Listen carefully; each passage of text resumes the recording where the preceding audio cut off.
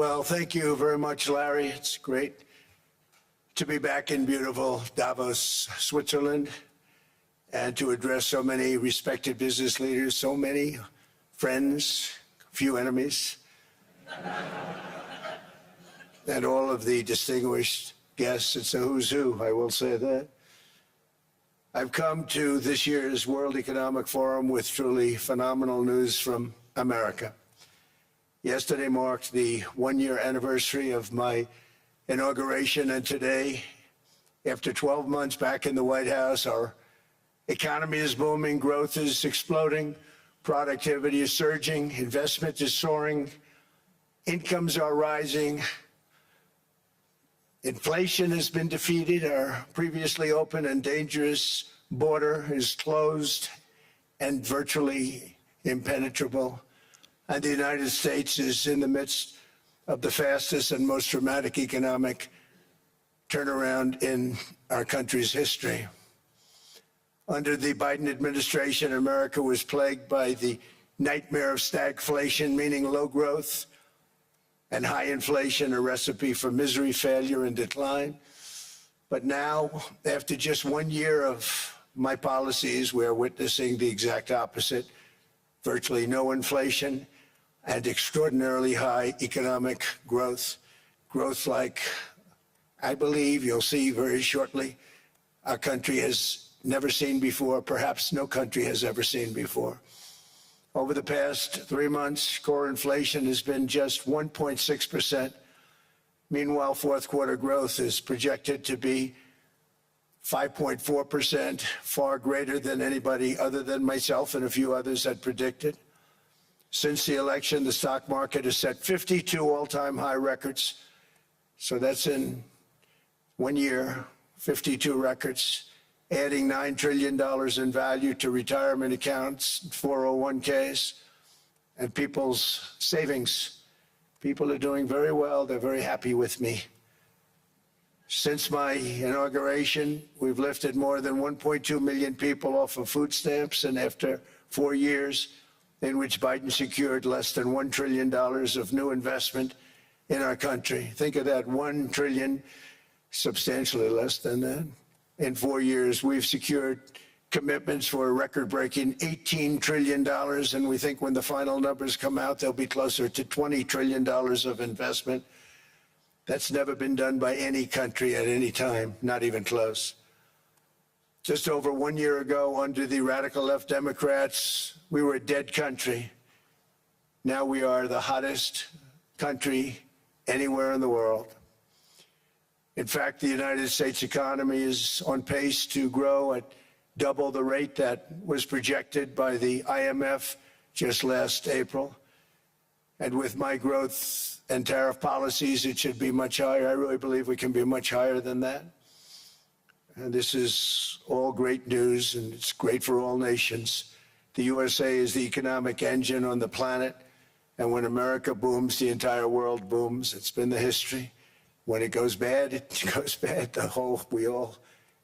You all follow us down, and you follow us up, and we're at a point that I don't believe we've ever been. I never thought we could do it this quickly. My biggest surprise is I thought it would take more than a year. Maybe like a year and 1 month.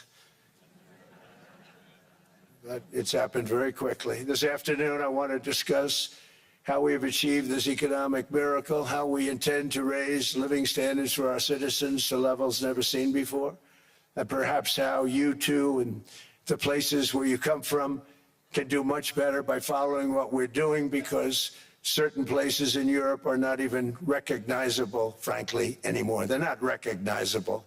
And we can argue about it, but there's no argument. Friends come back from different places. I don't want to insult anybody, and say, I don't recognize it. And that's not in a positive way, in a very negative way. And I love Europe, and I want to see Europe go good, but it's not heading in the right direction. In recent decades, it became conventional wisdom in Washington and European capitals that the only way to grow a modern Western economy was through ever-increasing government spending, unchecked mass migration, and endless foreign imports.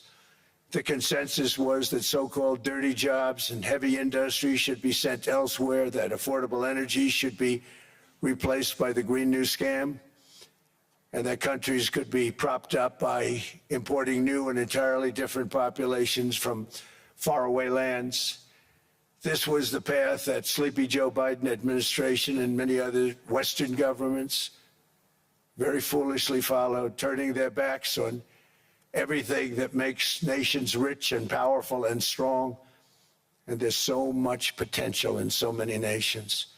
The result was record budget and trade deficits and a growing sovereign deficit driven by the largest wave of mass migration in human history. We've never seen anything like it. Quite frankly, many parts of our world are being destroyed before our very eyes, and the leaders don't even understand what's happening. And the ones that do understand aren't doing anything about it. Virtually all of the so-called experts predicted my plans to end this failed model would trigger a global recession and runaway inflation. But we have proven them wrong. It's actually just the opposite. In 1 year, our agenda has produced a transformation like America has not seen in over 100 years. Instead of closing down energy plants, we're opening them up. Instead of building ineffective, money-losing windmills, we're taking them down and not approving any. Instead of empowering bureaucrats, we're firing them, and they're going out and getting jobs in the private sector for 2 and 3 times what they were making in government. So they started off hating me when we fired them, and now they love me. Instead of raising taxes on domestic producers, we're lowering them and raising tariffs on foreign nations to pay for the damage that they've caused.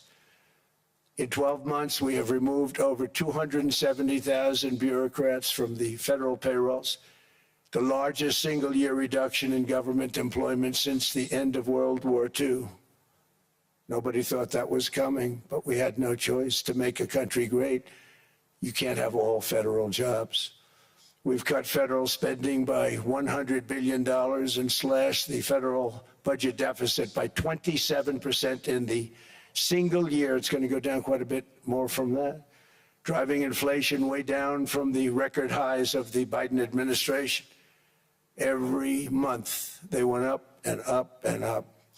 I promised to cut 10 old regulations for every single new regulation.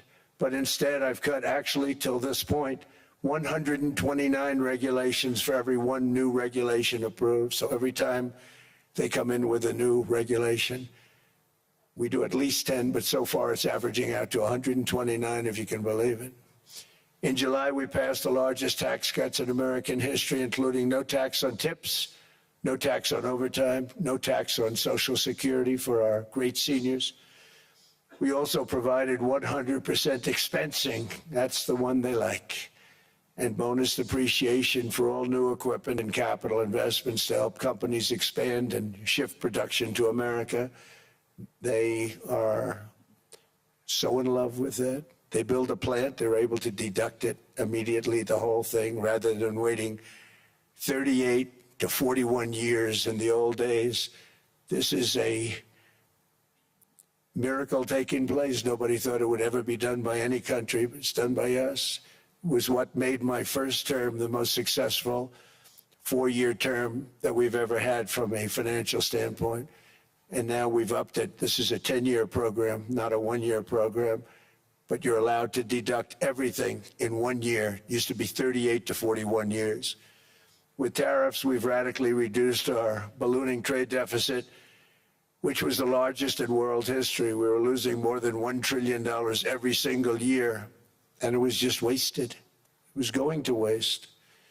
But in 1 year, I slashed our monthly trade deficit by a staggering 77%, and all of this with no inflation, something everyone said could not be done. There were a couple of brilliant people that actually thought I was doing the right thing. I thought I was doing the right thing. Now they all think I'm doing the right thing because they can't believe the numbers. American exports are now up by more than $150 billion. Domestic steel production is up by 300,000 tons a month, and it's doubling over the next 4 months. It's doubling and tripling, and we have steel plants being built all over the country. Nobody thought they'd see that.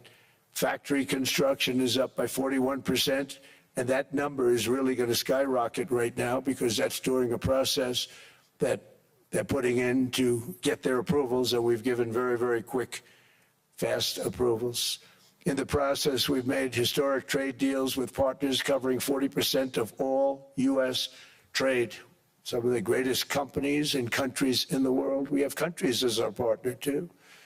The European nations, Japan, South Korea. They're our partners. They've got into massive deals with us, especially on oil and gas. And these agreements raise growth and cause stock markets to boom, not only in the U.S., but virtually every country that came to make a deal, because, as you've learned, when the United States goes up, you follow. It's really become a staple.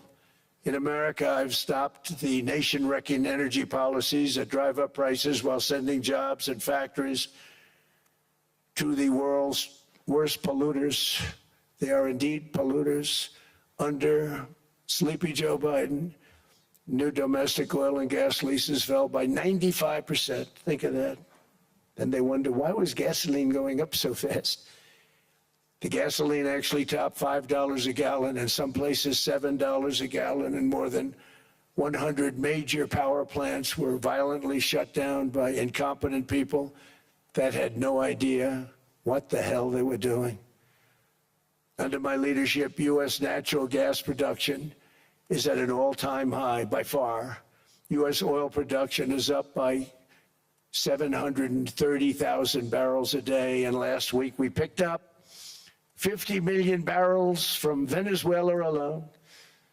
Venezuela's been an amazing place for so many years, but then they went bad with their policies. 20 years ago, it was a great country, and now it's got problems, but we're helping them. And those 50 million barrels, we're going to be splitting up with them, and they'll be making more money than they've made in a long time. Venezuela is going to do fantastically well. We appreciate all of the cooperation we've been giving. We've been giving great cooperation. Once the attack ended, and they said, let's make a deal. More people should do that. But Venezuela is going to make more money in the next 6 months than they've made in the last 20 years. Every major oil company is coming in with us. It's amazing. It's a beautiful thing to see. The leadership of the country has been very good. They've been very, very smart. The price of gasoline is now below $2.50 a gallon in many states, $2.30 a gallon in most states. Then we'll soon be averaging less than $2 a gallon.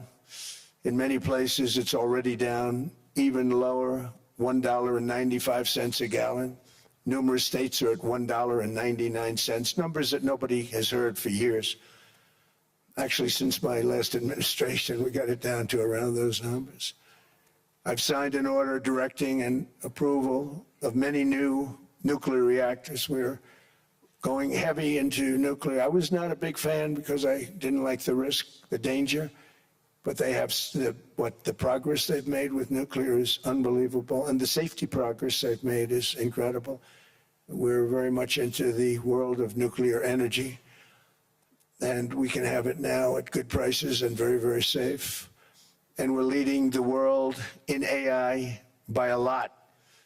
We're leading China by a lot. I think President Xi respects what we've done, in part because I've allowed these big companies building these massive buildings to build their own electric capacity. They're building their own power plants, which, when added up, is more than any country anywhere in the world is doing. I read recently an article in the Wall Street Journal that China's creating so much energy, and they are. I got to hand it to them. But we're creating as much or more, and we're letting them do that. I'm very proud of it. It was my idea. I said, you can't create this much energy. We needed more than double the energy currently in the country just to take care of the AI plants.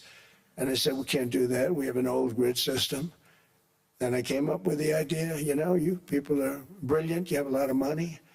Let's see what you can do. You can build your own electric generating plants. And they looked at me, they didn't believe me. All of the names that are, I think, in the room right now, if you want to know the truth, they didn't believe it.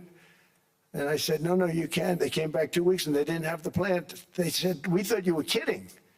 I said, no, not only am I not kidding, you're going to have your approvals within 2 weeks. I always say nuclear will take 3 weeks. But most aren't going that. They're going oil and gas. They're even going coal in some cases.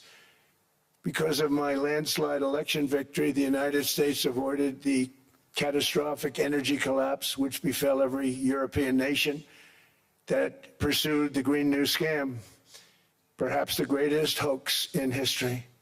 The Green New Scam, windmills all over the place, destroy your land, destroy your land.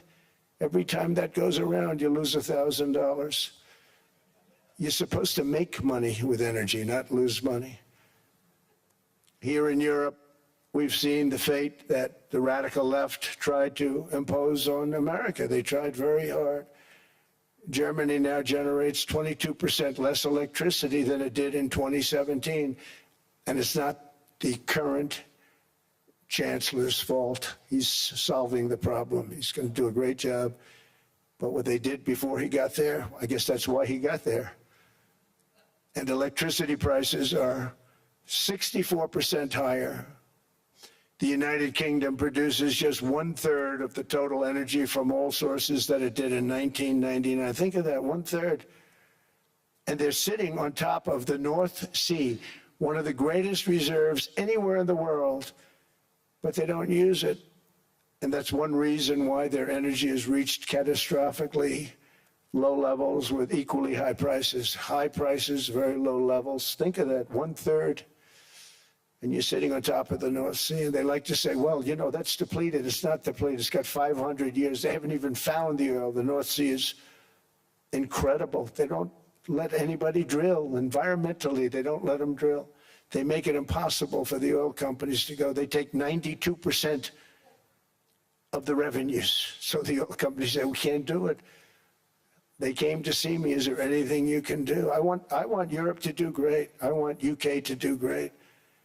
They're sitting on one of the greatest energy sources in the world, and they don't use it.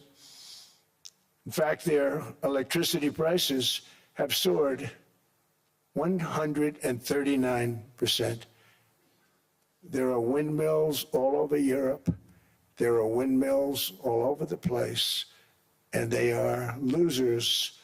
One thing I've noticed is that the more windmills a country has, the more money that country loses and the worse that country is doing. China makes almost all of the windmills, and yet I haven't been able to find any wind farms in China. Did you ever think of that? It's a good way of looking at it. They're smart. China's very smart. They make them, they sell them for a fortune. They sell them to the stupid people that buy them, but they don't use them themselves. They put up a couple of big wind farms, but they don't use them. They just put them up to show people what they could look like. They don't spin, they don't do anything. They use a thing called coal, mostly. But China goes with the coal, they go with oil and gas.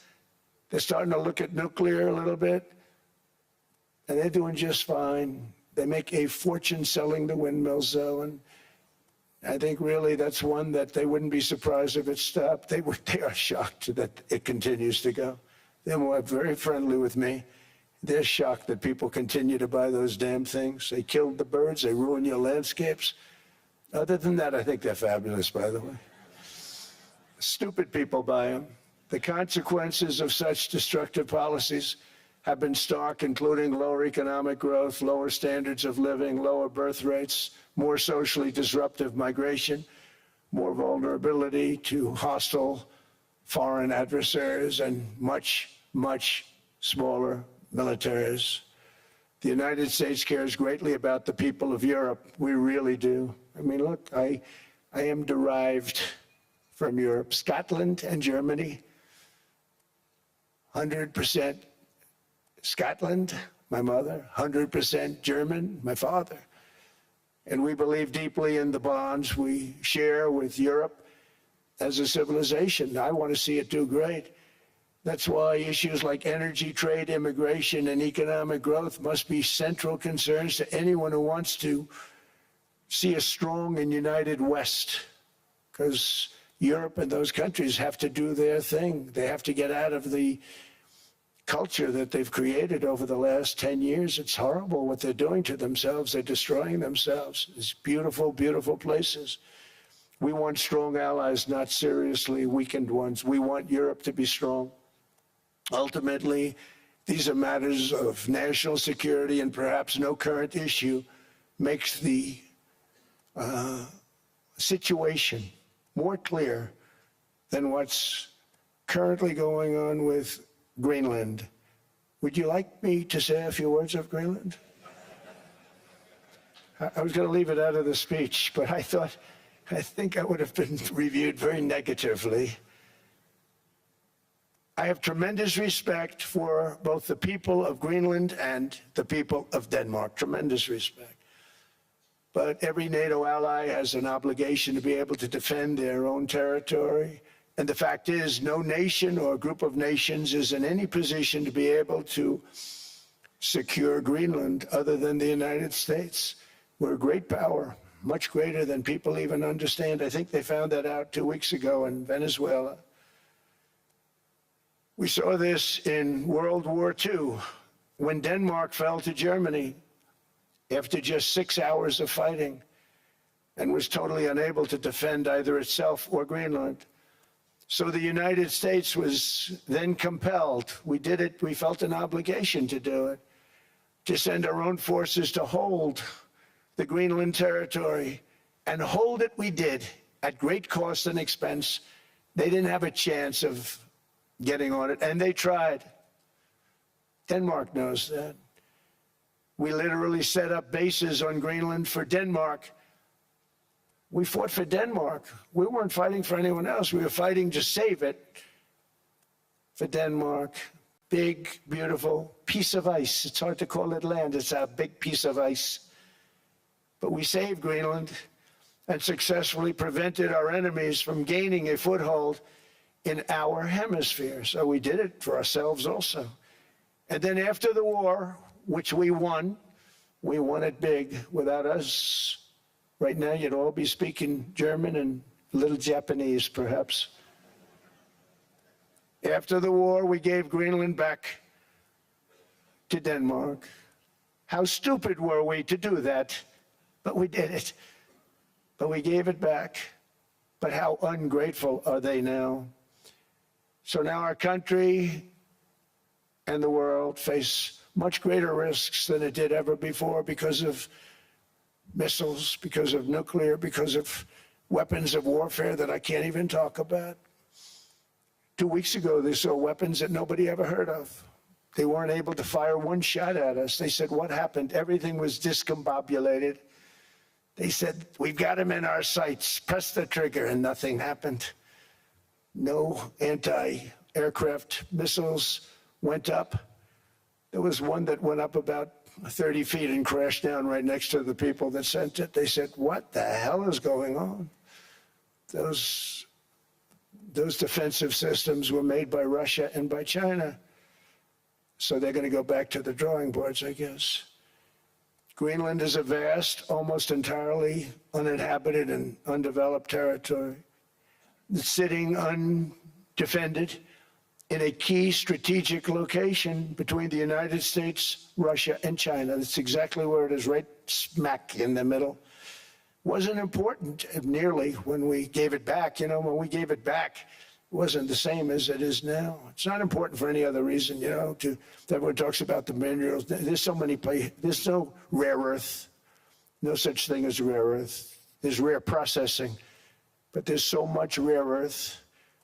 And this, to get to this rare earth, you got to go through hundreds of feet of ice.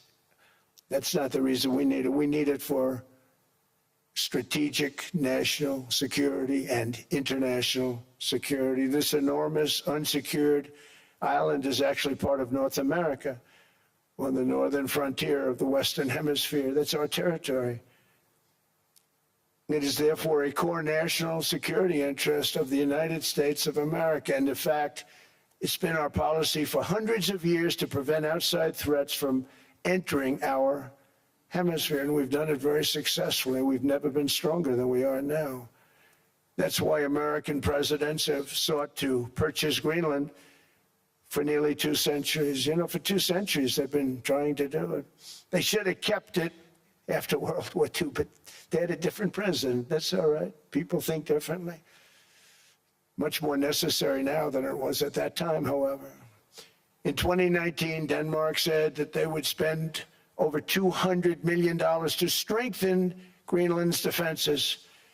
But as you know, they spent less than 1% of that amount. 1%. There's no sign of Denmark there.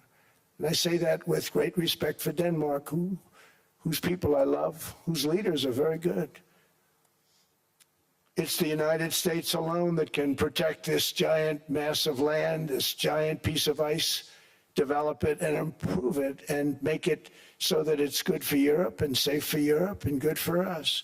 And that's the reason I'm seeking immediate negotiations to once again discuss the acquisition of Greenland by the United States, just as we have acquired many other territories throughout our history, as many of the European nations have. They've acquired, there's nothing wrong with it.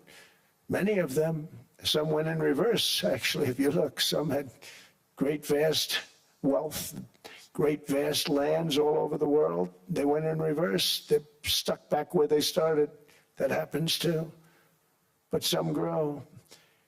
But this would not be a threat to NATO. This would greatly enhance the security of the entire alliance, the NATO alliance. The United States is treated very unfairly by NATO. I want to tell you that. And when you think about it, nobody can dispute it. We give so much and we get so little in return. And I've been a critic of NATO for many years. And yet I've done more to help NATO than any other president by far, than any other person.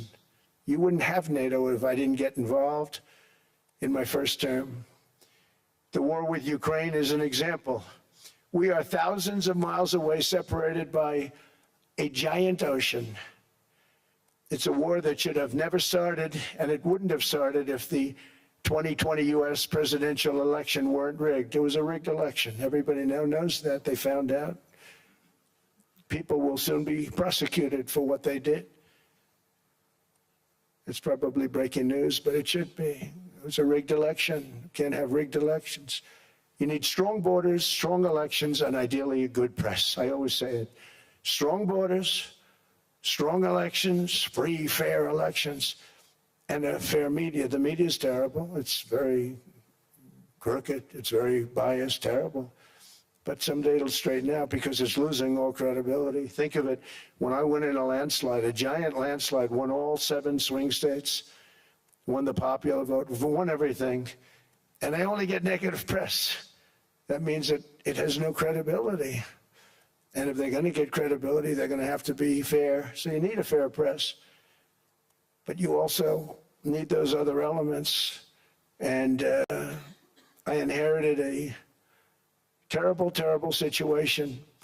If you look, the border was open, the inflation was raging, everything was bad with the United States when I came into office. But I also inherited a mess with Ukraine and Russia, something that would have never happened. And I know Putin very well. He and I would discuss Ukraine. It was the apple of his eye, but he wasn't going to do anything. I said, Vladimir, you're not doing it. He would never have done it.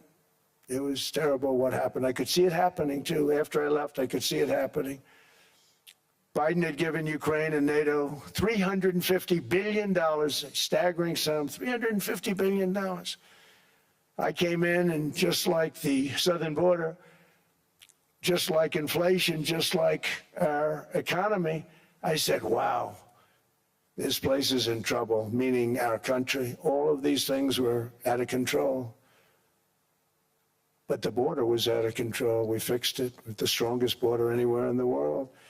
And I've now been working on this war for 1 year, during which time I settled 8 other wars. India, Pakistan. I settled other wars that were Vladimir Putin called me, Armenia, Azerbaijan, He said, I can't believe you settled that one. They were going on for 35 years. I settled it in one day. And President Putin called me. He said, you know, I can't believe I've worked on that war for 10 years trying to settle it. I couldn't do it. I said, do me a favor, focus on settling your war. Don't worry about that one. What does the United States get out of all of this work, all of this money, other than death, destruction, and massive amounts of cash going to people who don't appreciate what we do? They don't appreciate what we do. I'm talking about NATO. I'm talking about Europe. They have to work on Ukraine. We don't. The United States is very far away. We have a big, beautiful ocean separating us. We have nothing to do with it. Until I came along, NATO was only supposed to pay 2% of GDP. But they weren't paying, most of the countries weren't paying anything. The United States was paying for virtually 100% of NATO. And I got that stopped. I said, that's not fair. But then more importantly, I got NATO to pay 5%, and now they were paying, and now they are paying. So something nobody said was possible. They said, we will never go up higher than 2%. But they went to 5%, and now they're paying the 5. They didn't pay the 2, and now they're paying the 5. And they're stronger for it, and they have an excellent, by the way, Secretary General, who's possibly in the room. Mark, are you here? Yes, he's here. Hello, Mark. We never asked for anything, and we never got anything. We probably won't get anything unless I decide to use excessive strength and force where we would be, frankly, unstoppable. But I won't do that. Okay? Now everyone's saying, oh, good.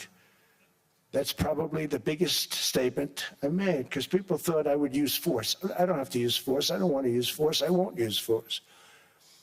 All the United States is asking for is a place called Greenland, where we already had it as a trustee, but respectfully returned it back to Denmark not long ago after we defeated the Germans, the Japanese, the Italians, and others in World War II. We gave it back to them.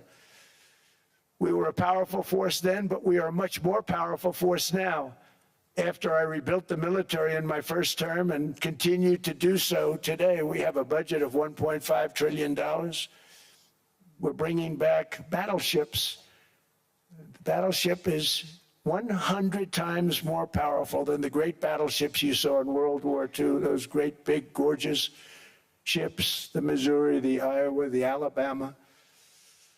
Because I thought maybe we could take them out of mothballs. They said, no, sir, these ships are 100, think of that, 100 times more powerful than those big, magnificent pieces of art that you saw so many times ago, that you still see on television. You say, wow, what a force. 100 times, each ship 100 times more powerful than the big battleships of the past. So that was the end of the mothball story. So what we have gotten out of NATO is nothing except to protect Europe from the Soviet Union and now Russia. I mean, we've helped them for so many years. We've never gotten anything, except we pay for NATO. And we paid for many years until I came along. We paid for, in my opinion, 100% of NATO because they weren't paying their bills. And all we're asking for is to get Greenland, including right title and ownership, because you need the ownership to defend it. You can't defend it on a lease. Number one, legally it's not defensible that way, totally. And number two, psychologically, who the hell wants to defend a license agreement or a lease, which is a large piece of ice in the middle of the ocean where if there is a war, much of the action will take place on that piece of ice. Think of it.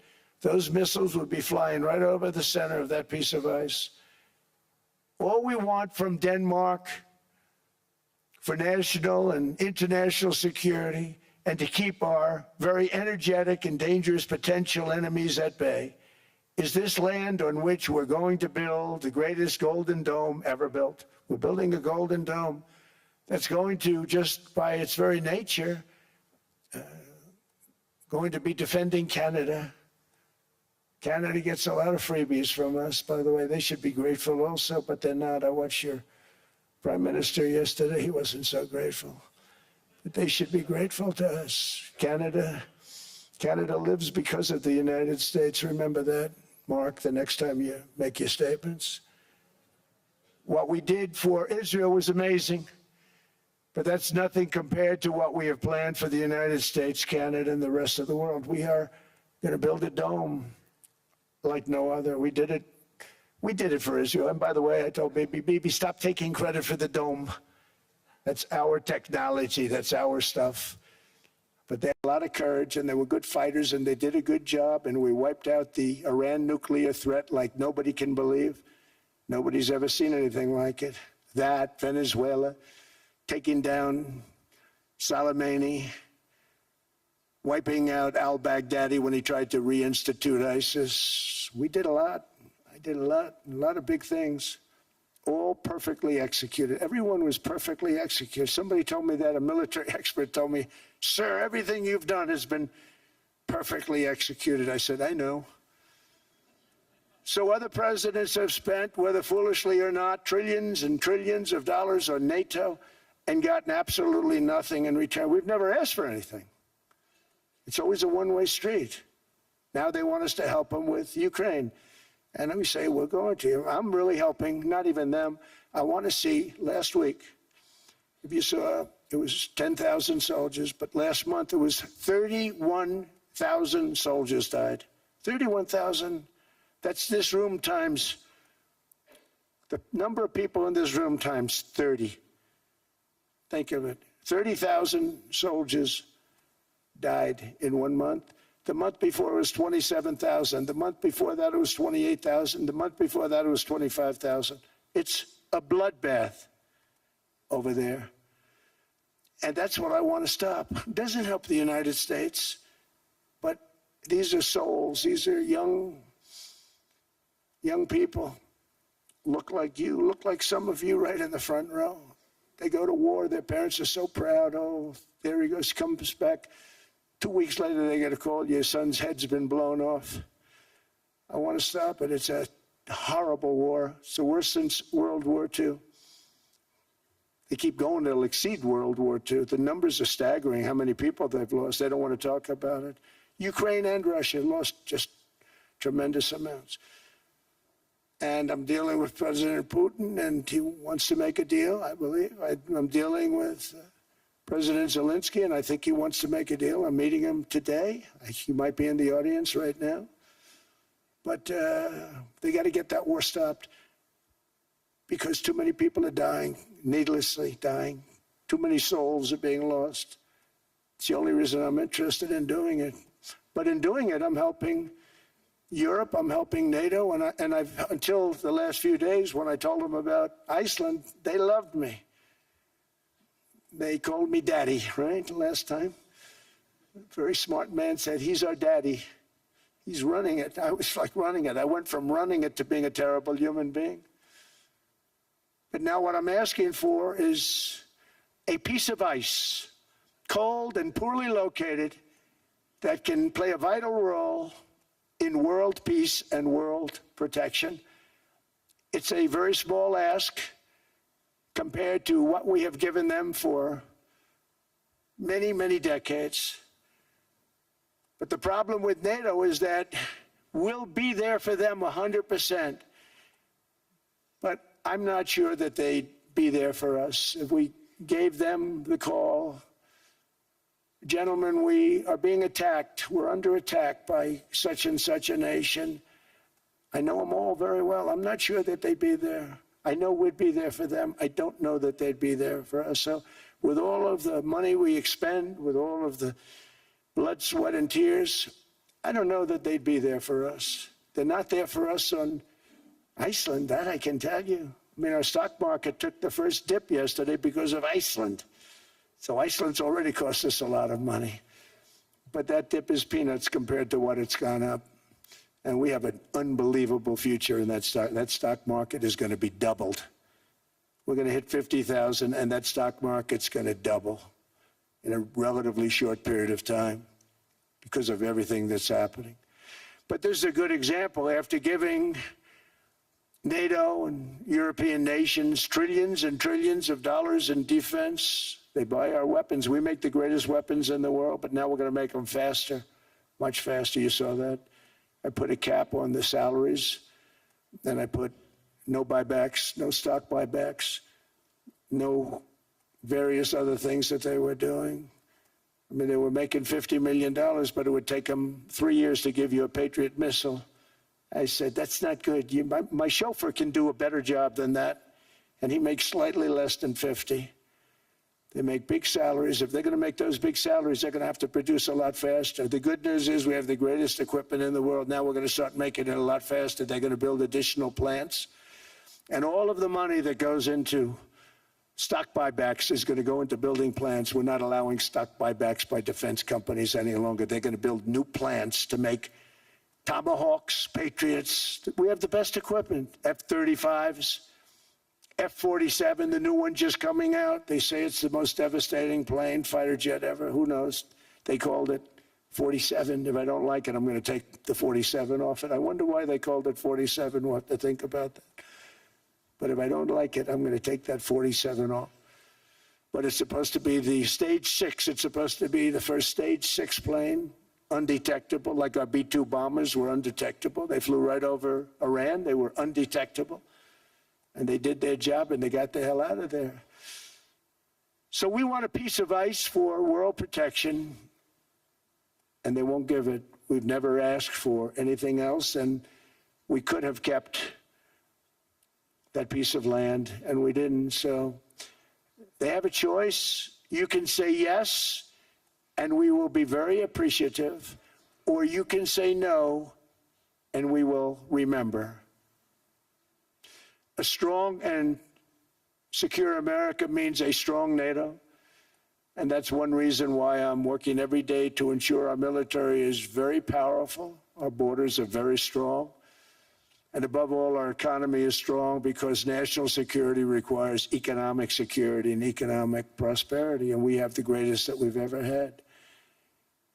Biden and his allies destroyed our economy and gave us perhaps the worst inflation in American history. They say 48 years, I say forever, but I think 48 years is the equivalent to forever. Whether it's 48 years or ever, it's terrible. Costing the typical family $33,000. What they did to this country should never, ever be forgotten. It's early, but he has to be rated as the worst president we've ever had by far. The auto pen did much of the damage. The auto pen, he was the auto pen president, because I don't believe a sane president would have ever signed the kind of things that he signed.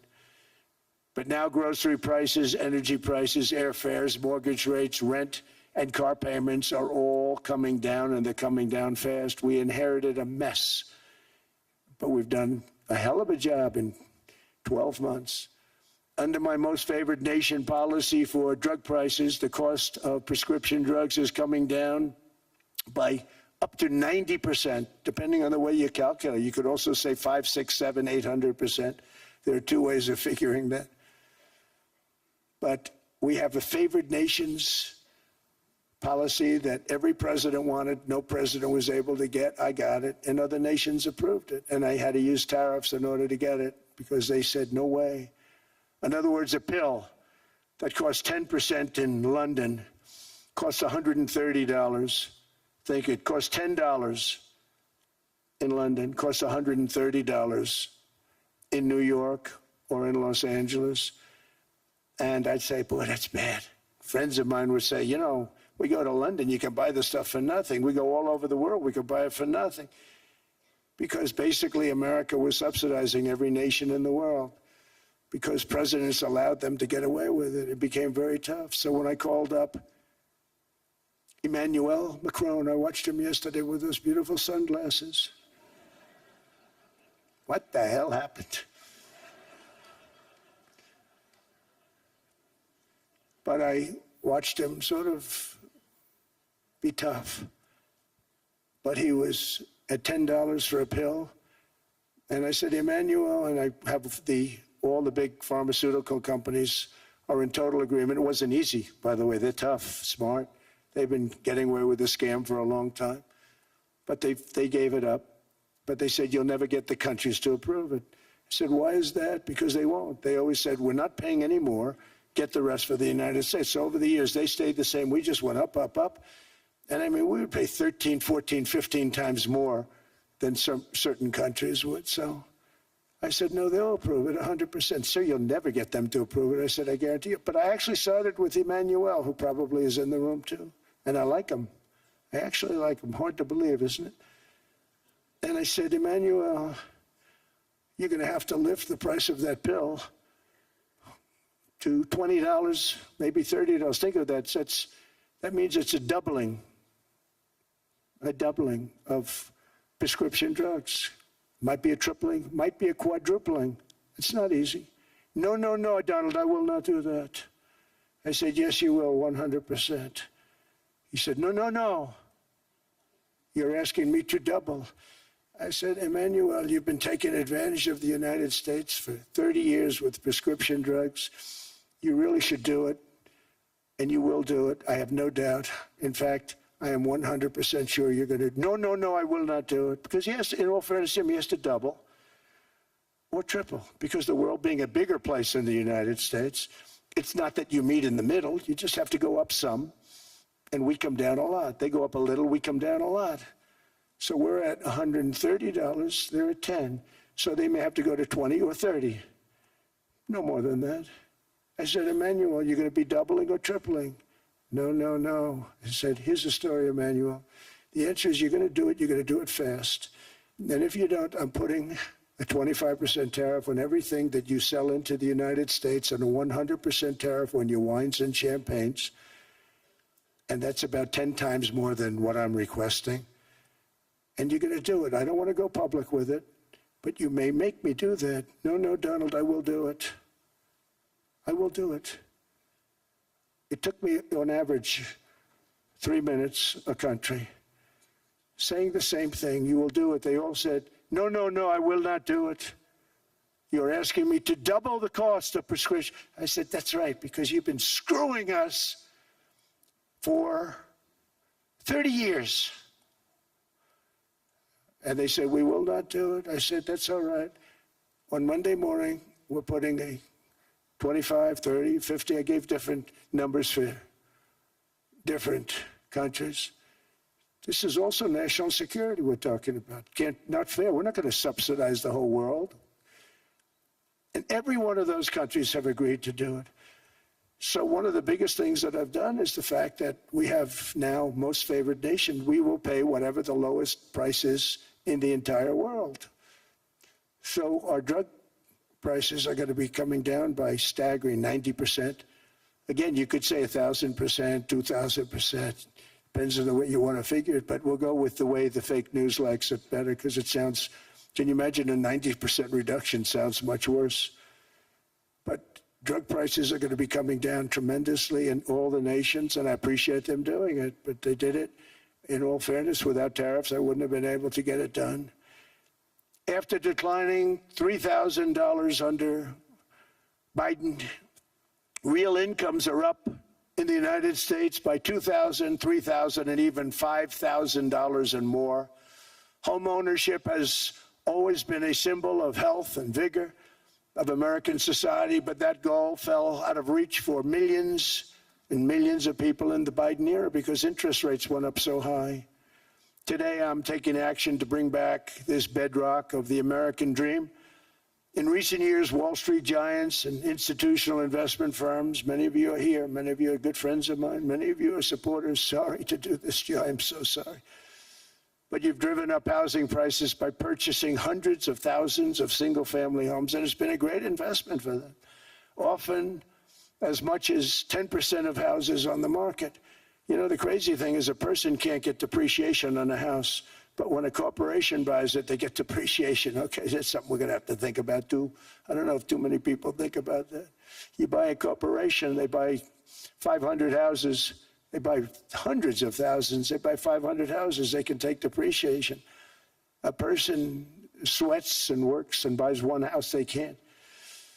But homes are built for people, not for corporations, and America will not become a nation of renters. We're not going to do that. That's why I have signed an executive order banning large institutional investors from buying single-family homes. It's just not fair to the public. They're not able to buy a house. And I'm calling on Congress to pass that ban into permanent law, and I think they will. One of the biggest barriers to saving for a down payment has been surging credit card debt. The profit margin for credit card companies now exceeds 50%, one of the biggest. And they charge Americans interest rates of 28%, 30%, 31%, 32%. Whatever happened to usury? So to help our citizens recover from the Biden disaster, all caused by this horrible president, just horrible president, I'm asking Congress to cap credit card interest rates at 10% for 1 year. And this will help millions of Americans save for a home. They have no idea they're paying 28%. They go out there a little late in their payment and they end up losing their house. It's terrible. To unleash innovation in savings and financing, I'm also working to ensure America remains the crypto capital of the world. And to that end, last year I signed the landmark Genius Act into law. Now Congress is working very hard on crypto market structure legislation, Bitcoin, all of them, which I hope to sign very soon, unlocking new pathways for Americans to reach financial freedom. And I did it for two reasons. Number one, I thought it was politically good, and it was. I got tremendous political support. But more importantly, China wanted that market too. It's just like they want the AI. And we've got that market, I think, pretty well locked up. If I didn't do it, Biden was totally against it until before the election, when they realized that, there were millions of people voting against him over crypto. And all of a sudden, they loved it very much, but it was too late. They blew it. But it is politically popular, but it's much more importantly, we have to make it so that China doesn't get the hold of it. And once they have that hold, we're not going to be able to get it back. So I'm honored to have done it. Finally, I've instructed government-backed institutions to purchase up to $200 billion in mortgage bonds to bring down interest rates. And I'll be announcing a new Fed chairman in the not-too-distant future. I think he'll do a very good job. See, I gave away some of it. He did give that away. So we have something, got something, but somebody that's very respected. They're all respected. They're all great. Everyone that I interviewed is great. Everyone could do, I think, a fantastic job. Problem is they change once they get the job. They do. They're saying everything I want to hear, and then they get the job. They're locked in for 6 years. They get the job, and all of a sudden, let's raise rates a little bit. I call them, sir, we'd rather not talk about this. It's amazing how people change once they have the job. But it's too bad. Sort of disloyalty, but they got to do what they think is right. We have a terrible chairman right now. Jerome, too late Powell. He's always too late. And he's very late with interest rates, except before the election. He was just fine for the other side. So we're going to have somebody that's great, and we hope he does the right job. Last week, the average 30-year mortgage rate dropped below 6% for the first time in many years. Another major factor in driving up housing costs was the mass invasion of our borders. And I have to say one thing about housing, because nobody ever says this. I am very protective of people that already own a house, of which we have millions and millions and millions. And because we have had such a good run, the house values have gone up tremendously. And these people have become wealthy. They weren't wealthy. They become wealthy because of their house. And every time you make it more and more and more affordable for somebody to buy a house cheaply, you're actually hurting the value of those houses, obviously, because the one thing works in tandem with the other. And I don't want to do anything that's going to hurt the value of people that own a house, who for the first time in their lives are walking around the streets of whatever city they're in, very proud that their house is worth $500,000, $600,000, $700,000. Now, if I want to really crush the housing market, I could do that so fast and people could buy houses, but you would destroy a lot of people that already have houses. In some cases, they've mortgaged their house, and the mortgage would be very low. And all of a sudden, the mortgage without any changes becomes very high, and they end up losing the house. I'm not going to hurt, and I speak with Scott, who's doing a fantastic job, and Howard, who's doing a fantastic job, and all of my people. And I always say, look, you know, I can crush the hell out of the market. We can drop interest rates to a level, and that's one thing we do want to do. That's natural. That's good for everybody. You know, the dropping of the interest rates, we should be paying a much lower interest rate than we are. We should be paying the lowest interest rate of any country in the world, because without the United States, you don't have a country. I mean, I had a case with Switzerland. We happened to be in Switzerland. Maybe I'll give you a quick story. But they were paying nothing. They make beautiful watches, great watches, Rolex, all of them. They were paying nothing to the United States when they sent their product in. And we had a $41 billion deficit. $41 billion with this beautiful place. Flew over it, isn't it nice? So I said, let's put a 30% tariff on them so that we get back some of it, not all of it at all. We'd still have a deficit, big deficit. We had 41 million. That's a big deficit. And I said, let's put a tariff on. Different tariffs, different places. You're all party to them. In some cases, victims to them. But in the end, it's a fair thing. And most of you realize that. But we put a 30% tariff on Switzerland, and all hell broke loose. They were calling, I mean, like you wouldn't believe. And I know so many people from Switzerland, incredible place, incredible, brilliant place. But I didn't realize that they're only good because of us. And there's so many other examples. I mean, us and probably other places, but a majority of the money they make is because of us, because we never charged them anything. So they come in, they sell their watches, no tariffs, no nothing. They walk away, they make $41 billion on just us. So I said, no, we can't do that. So I'm going to bring it up. I still would have a deficit pretty substantial, but I brought it up to 30%. And I guess Prime Minister, I don't think President, I think Prime Minister called a woman, and she was very repetitive. She said, no, no, no, you cannot do that, 30%. You cannot do that. We are a small, small country. I said, yeah, but you have a big, big deficit. You may be small, but you have a bigger deficit than big countries. He said, no, no, no, please, you cannot do it. Kept saying the same thing over and over. We are a small country. I said, but you're a big country in terms of, and she just rubbed me the wrong way, I'll be honest with you. And I said, all right, thank you, ma'am, appreciate it. Do not do this. Thank you very much, ma'am. And I made it 39%. And then all hell really broke out. And I was paid visits by everybody. Rolex came to see me. They all came to see me. But I realized, and I reduced it, because I don't want to hurt people. I don't want to hurt them. And we brought it down to a, lower level. Doesn't mean it's not going up. But we brought it down to a lower level. But they pay now, tariff. But I realized that we have many places like that where they're making a fortune because of the United States. Without the United States, they wouldn't be making anything. Think of it. Switzerland made $41 billion on us. And as she said, it's a small place.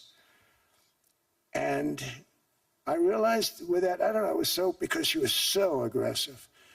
And I realized in that conversation that the United States is keeping the whole world afloat. Many places, I could give you 6, 7 places just in the people in this little area. I know every one of them. They're looking down. They don't want to see me, and they don't want to stare me in the eyes. But they're taking advantage of, everybody took advantage of the United States. But I've been very fair, and I gave them a tariff, and it was fine. But I realized that without us, it's not Switzerland anymore. Without us, it's not any of the countries that are represented here.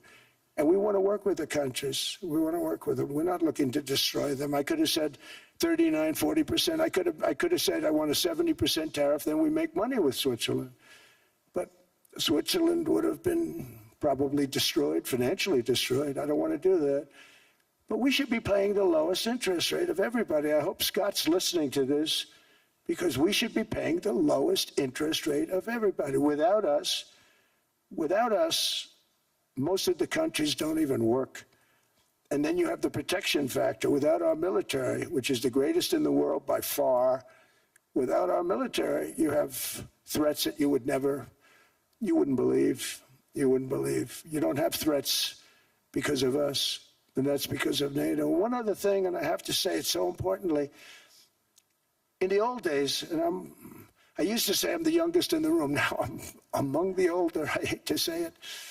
I don't feel old, but I'm among the older.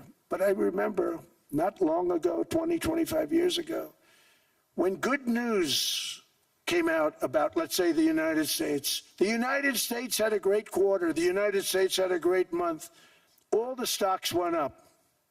And that's the way it's supposed to be.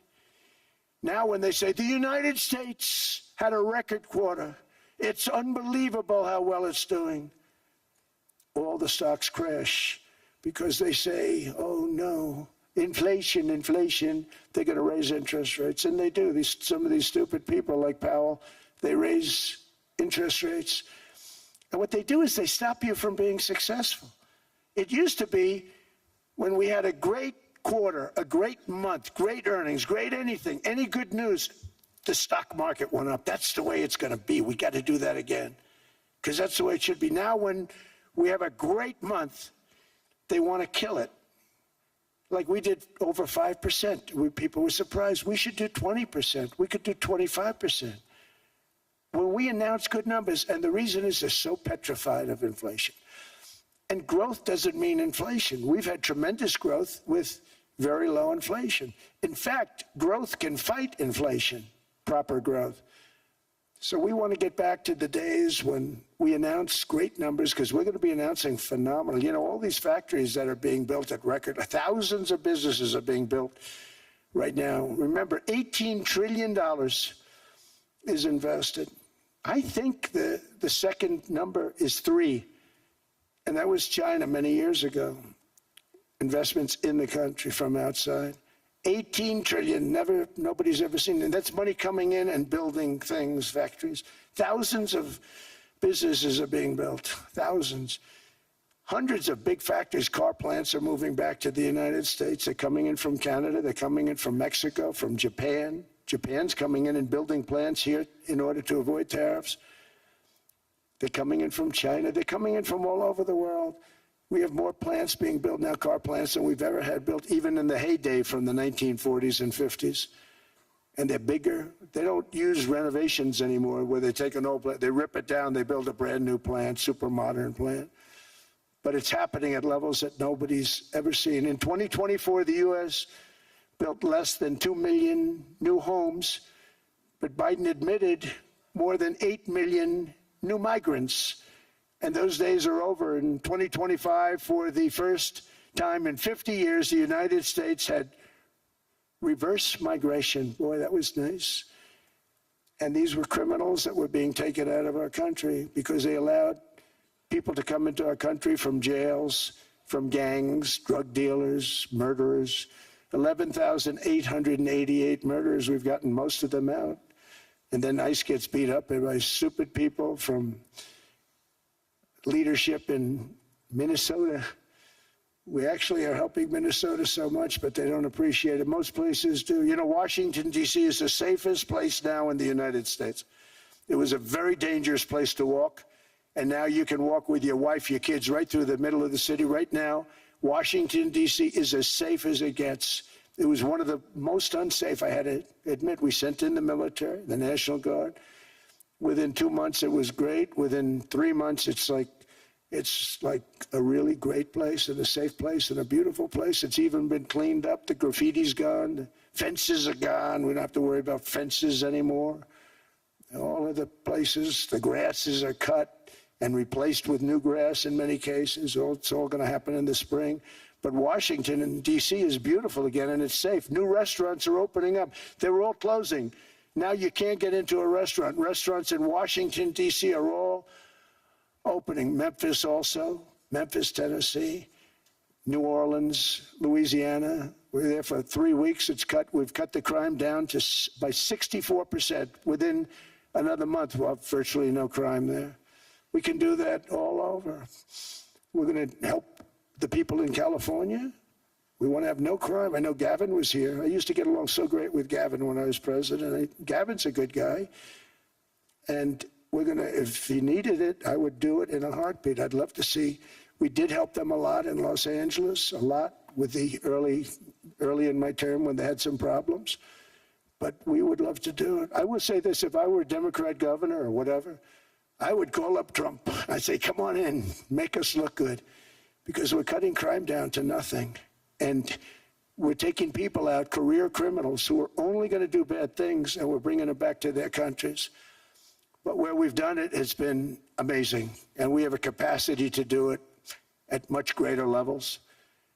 We're cutting illegal aliens off welfare and other government benefits, and I have directed that starting immediately, there will be no more payments to sanctuary cities because they are really just sanctuaries for criminals. They're really protecting criminals, and those are the ones we have to get out of the country. Murderers, drug dealers, the mentally insane. They emptied their mental institutions into the United States. And despite that, we have the lowest crime numbers that we've ever had in the history of the country. Just came out. But equally importantly, we're cracking down on more than $19 billion in fraud that was stolen by Somalian bandits. Can you believe that Somalia, they turned out to be higher IQ than we thought? I always say these are low IQ people. How did they go into Minnesota and steal all that money? And we have, you know, they're pirates, they're good pirates, right? But we shoot them out of the water just like we shoot the drug boats out. They're not pirating too many boats lately, do you notice? When they go out into those boats, they want to take over a $1.5 billion tanker loaded up with oil, and they say, we're going to blow up your boat. They have powerful weapons. You hit the side of the boat, you blow the whole thing up.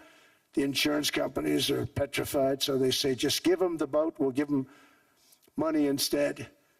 And I don't do that. We blow them right the hell out of the water. We see them going out, we blow them out of the water. We don't have any pirates so much anymore. If we do, they won't be there long. We've cut down with the hitting of the boats that are loaded up with drugs, including submarines. Can you believe they actually buy small, they call mini subs, very fast. They're meant for drugs. We've knocked out 2 of them. The Democrats say they were fishing. You have ruined somebody's fishing weekend. I would say a submarine is not a fishing boat. You don't fish. But we've knocked down drugs by water, the oceans, the sea, by 97.2%. Think of that. And I actually say, who the hell are the 3%? Because I would not want to be piloting one of those boats. We knocked them down, and now we're going to start on land. We're going to knock it all out. The land is the easy part. What we did on sea is incredible, and that's our great military.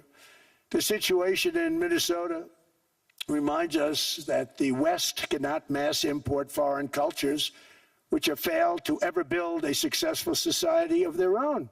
I mean, we're taking people from Somalia, and Somalia is a failed, it's not a nation. Got no government, got no police, got no military, got no nothing. And then we have this fake congressperson who they just reported is worth $30 million. You believe this? Ilhan Omar, talking about the Constitution that provides me. She comes from a country that's not a country. And she's telling us how to run America. Not going to get away with it much longer, let me tell you. The explosion of prosperity and conclusion and progress that built the West did not come from our tax codes. It ultimately came from our very special culture. This is the precious inheritance that America and Europe have in common. We share it. We share it, but we have to keep it strong. We have to become stronger, more successful, and more prosperous than ever. We have to defend that culture and rediscover the spirit that lifted the West from the depths of the Dark Ages to the pinnacle of human achievement. We live in an incredible, changing period. It's an unbelievable time, but we have to take advantage of the time that we're in. In our hands are technologies that our ancestors could scarcely have. I mean, they couldn't have even dreamt some of the things that we see today. And so rapidly they're produced. I mean, AI, 2 years ago, nobody ever heard of the term, and now everybody's talking about it. And it can have some very good purpose. It could also have some dangerous purpose, and for that we have to watch out. But some tremendous things are happening because of it. And we're leading by so much. We're doing so well. But opportunities that are bigger and grander than ever before in human history are right before us. It is the pioneers in this room. Many of you in this room are true pioneers. You're truly brilliant people. Just your ability to get a ticket is brilliant because you have about 50 people for every seat. I don't know what, that's Larry. Everything Larry touches turns to gold. He made this very successful. But you're in this room, and some of you are the greatest leaders anywhere in the world. You're the greatest brains anywhere in the world. And the future is unlimited, and to a large part because of you, and we have to protect you, and we have to cherish you. I always say we have to cherish our brilliant people because there aren't many of them. So together with confidence, boldness, and persistence, let us lift up our people, grow our economies, defend our shared destiny, and build a future for our citizens that is more ambitious, more exciting, more inspiring, and greater than the world has ever seen. We're in a position to do things that nobody else has ever even thought of before. And many of the people in this room are the ones that are doing it, and I want to congratulate you, and I'm with you all the way. You can do things that nobody else can even think about. So I congratulate you on your tremendous success.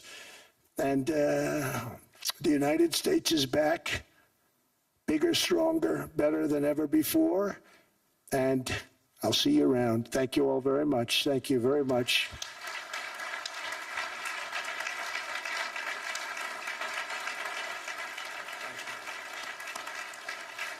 Thank you.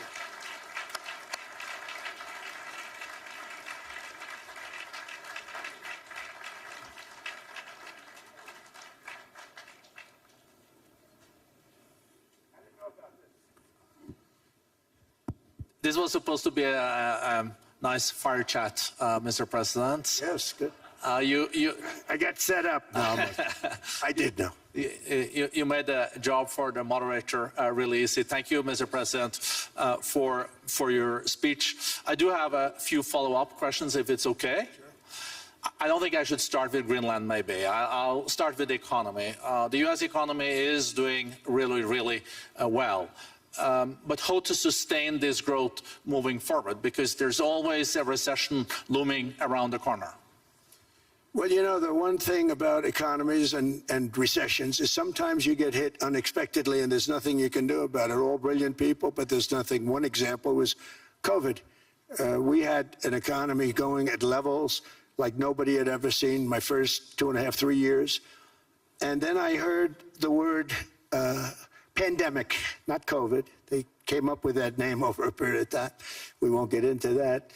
But I heard the word pandemic.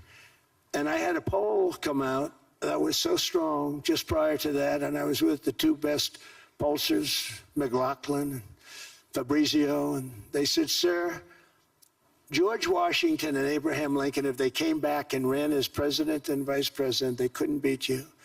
And then what happened is the following day, I was told to stay tuned because there's something really bad happening in China. There are bodies laying all over Wuhan, right around that certain building that we talk about. I always said it came from Wuhan. It did come from Wuhan.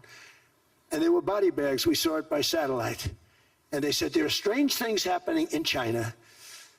And so it began. And we ended up with the COVID, and the whole world suffered. We did a phenomenal job. I don't think we got the credit we deserved.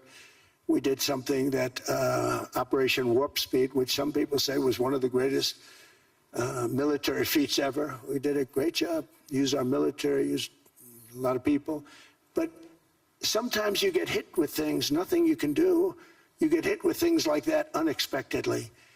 and we got through it. And when I left, the stock market was higher than it was previous to the COVID coming up. And I called it a great achievement. But things happen, bad things happen. The things that we can stop are wars if we're smart.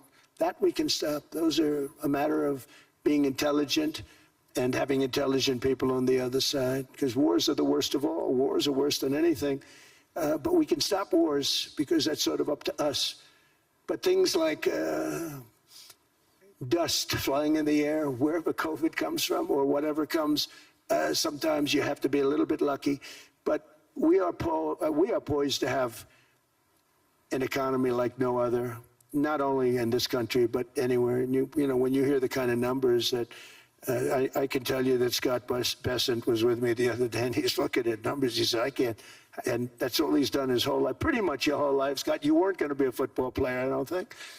Scott was not that great at football, but he was always good at numbers, right? And he was looking at numbers. He said, I've never seen anything like this. We're poised to do things that no other country's ever done.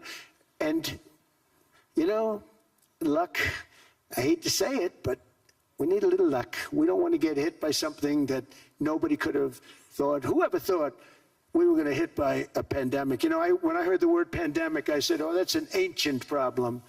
World War I, they lost 100 million people. It actually ended World War I. A lot of people don't know. The Spanish flu in World War I ended the war because all the soldiers were sick. The soldiers were so sick on both sides, and that war was raging, and they were all dying from the Spanish flu. They were sick as dogs. They couldn't fight. So, you know, you don't know how that would have turned out. But so we do, I mean, subject to that, and I always have to put a caveat in for it, but we're poised to have the greatest growth of any large country, I think any country that there's been. When you look at what's happening in the United States, it's really amazing. Thank you. One thing that maybe keeps you up at night, I know you don't sleep that much anyway, Mr. President, is the debt. The U.S. debt is high, is now the biggest expenditure on your budget. How to get out of that impasse? Well, the big thing is growth. I mean, growth is the way. If we grow like this, we go from having at $37 trillion. We go from having high debt to low debt. But we also are cutting expenses, you know, the old-fashioned way. We have extraordinary growth. I think we're going to be growing our way out. I think we're going to be paying off debt. We're taking in tremendous money from tariffs fairly. And again, I'm using them judiciously. You know, Switzerland's a case study. I could have gotten much more. I could have asked for much more. But we're using them judiciously. But I think growth, most importantly, and then cutting costs. Now, if you take a look at Minnesota, $19 billion in fraud and other things.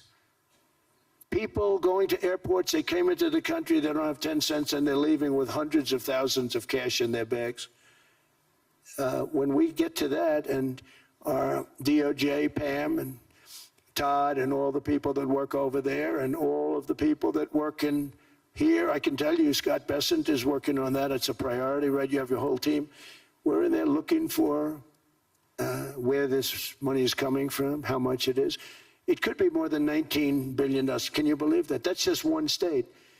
If we were able to cut out 50% of the fraud, 50%, and we should be able to do better than that, we would have a balanced budget without having to talk about even growth.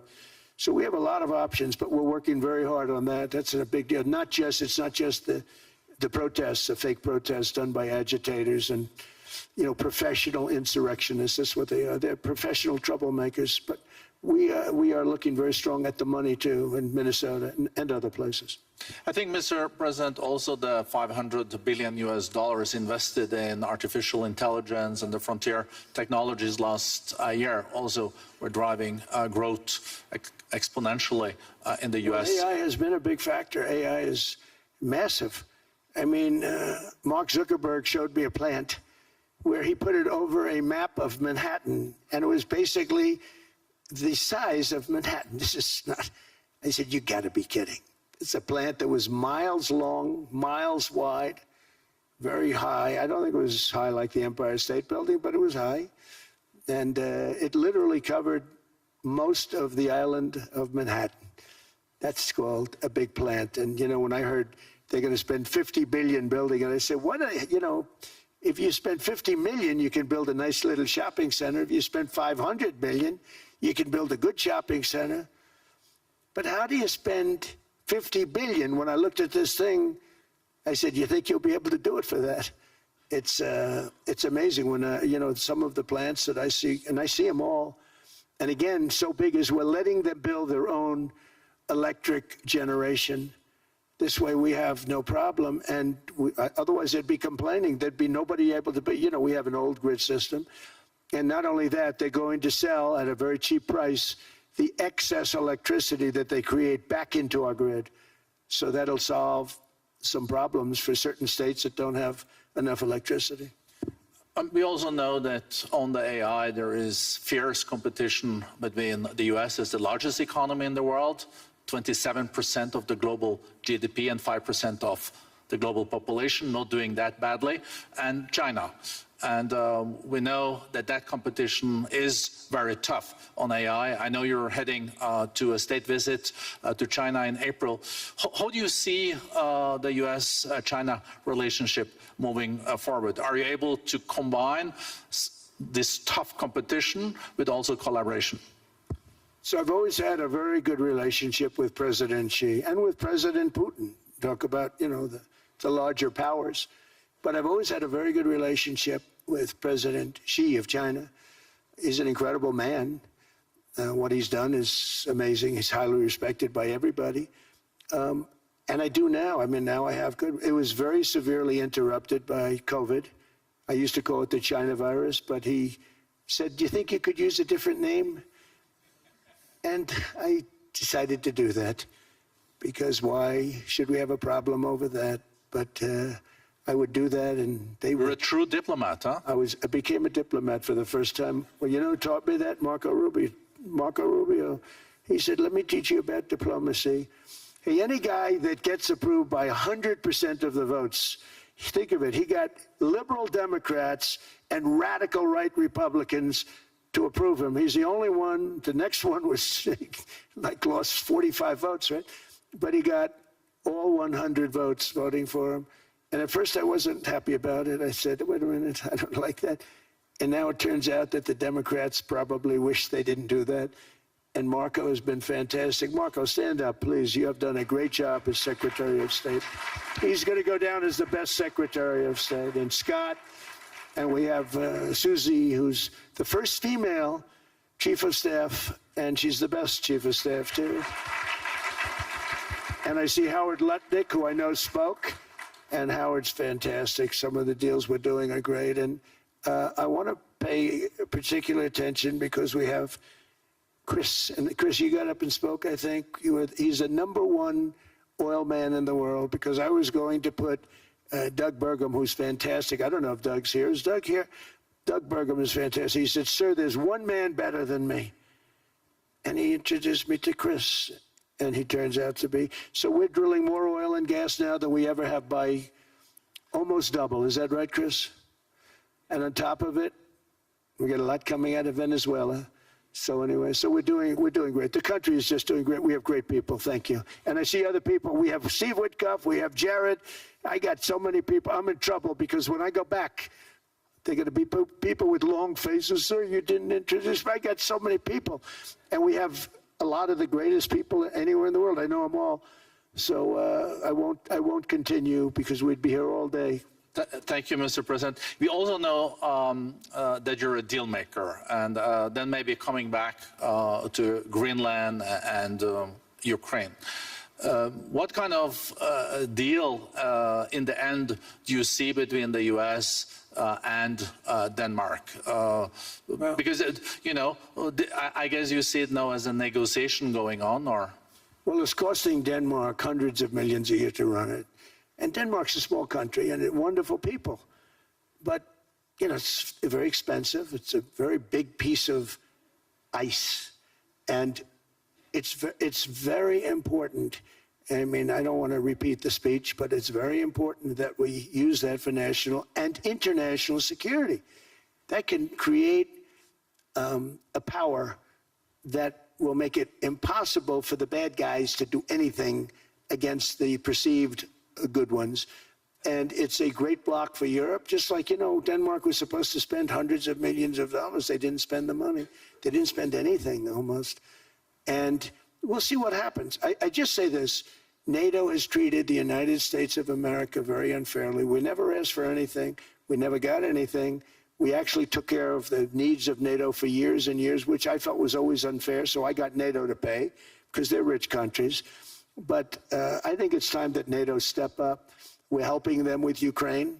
Without us, I think Putin would have gone all the way. I think we have it.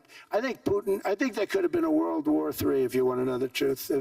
If Kamala was elected, or Joe, any one of those, you know, those thinkers, I think you could have ended up in World War III. And I will say Steve Witkoff has been dealing incredibly with, but we're not going to have World War III. We want to get it stopped, but we're not going to have World War III. I think if I wasn't elected, I think that could have evolved into World War III. It was a very, very bad situation, and it still is, but it's not that kind of bad. It's bad because so many young people are being killed.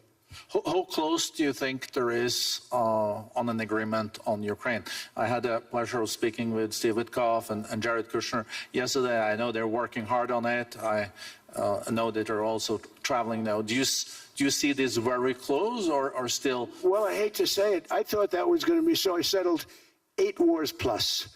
And I thought that was going to be one of my easier ones. Not the easiest. Some I settled in a matter of hours because I'm good at that stuff. You know, the United Nations should be doing this. I shouldn't be doing it, but it doesn't matter. It's got to get done, saving a lot of lives. We're saving millions of lives. With Ukraine, Russia, there's tremendous hatred between President Zelensky and President Putin. That's not good. That's not good for settlements. We know from dealing. There's abnormal hatred. With that being said, I think Russia wants to make a deal. I think Ukraine wants to make a deal. And we're going to try getting a deal done. We're getting, I think, Steve, I think I can say that we're reasonably close. But what happens is oftentimes we'll have a deal with Russia. Russia's set, and President Zelensky will not do it. You saw that when he was in the Oval Office. I was not happy. And then we'll have President Zelensky wants to make a deal, and Putin doesn't want to make the deal. It's a very difficult balance, and it's big time, and it is. You know, to use a word, it's a bloodbath. It's horrible what's happening. It's a drone war. The drones are killing, you know, thousands of people a week, thousands. We have to get it stopped. So I believe they're at a point now. I'm going to meet with President Zelensky later today. I believe they're at a point now where they can come together and get a deal done. And if they don't, they're stupid. That goes for both of them. And I know they're not stupid. But if they don't get this done, they are stupid. So I don't want to insult anyone, but you got to get this deal done. Too many people are dying. It's not worth it. President Sisi is sitting on the first row here. He spoke earlier today and also complimented you on the Gaza deal. I think there will be a signing tomorrow. Of course, there are different views on this, but how important do you think this signing is on the Board of Peace? And do you think this is going to sustain? Do you think we now will see Gaza reconstructed and the billions of US dollars invested? I do. I mean, I think we have peace in the Middle East. There are some little situations like Hamas, and Hamas has agreed to give up their weapons. Now, you know, they were born with a weapon in their hand, so it's not easy to do. When they were born with a rifle in their hand. It's not an easy thing for them, but that's what they agreed to. They've got to do it. And we're going to know, Jared, over the next 2 or 3 days, certainly over the next 3 weeks, whether or not they're going to do it. If they don't do it, they'll be blown away very quickly. They'll be blown away. You know, we have 59 countries that are part of that whole peace deal. And some of those countries aren't even they're near the Middle East, but they're not in the Middle East traditionally. And they want to come in and take out Hamas. They want to come in. They want to do whatever they can. There's a problem with Hezbollah in Lebanon, and we'll see what happens there, but that's a problem. But there are these little flames, but there's peace in the Middle East. Now, Had we not gone in and knocked out with those big, beautiful, we just ordered 25 brand new ones, the latest and the greatest, the B-2 bomber. Think of them, they went in there at 2 o'clock in the morning with no moon, no light, no nothing, and every single one of those massive bombs hit its target, 100,000-pound bombs hit its target, every one of them. And then on top of it, from a submarine 300 miles away, we hit the sites with Tomahawks, which is an unbelievable weapon. So, we did our job. If we didn't do that, you would have never had peace in the Middle East. And the countries like Saudi Arabia, UAE, and Qatar could never have, and others could never have signed anything because you would have had this dark cloud, and the dark cloud was Iran with nuclear. Iran would, if we didn't take them out, they would have had a nuclear weapon within 2 months. They were very close to having the nuclear weapon, and we hit them hard. And it was a total obliteration. If they may try again, but they're going to have to try from a different area because that area was obliterated. Incredible thing we did, and because we did that, we were able to make peace. If we didn't do that, I would say, Jared and Steve, if we didn't do that, there was no chance of making peace because the countries I just named and other countries could have never signed off. They were afraid. They were afraid. We had a bully. The bully was Iran, the bully of the Middle East. They used to call it for years. They were the bully of the Middle East. They're not the bully of the Middle East anymore. Mr. President, I know you even had to change plane last night, so I guess you didn't have much sleep, but I think you're... but your energy is still there. I know you have several bilateral meetings. I know you're also hosting a reception. So thank you so much for coming back to Davos. Thank you so much. It's highly appreciated. Well, thank you very much. Thank you, everybody, very much. Thank you. Thank you.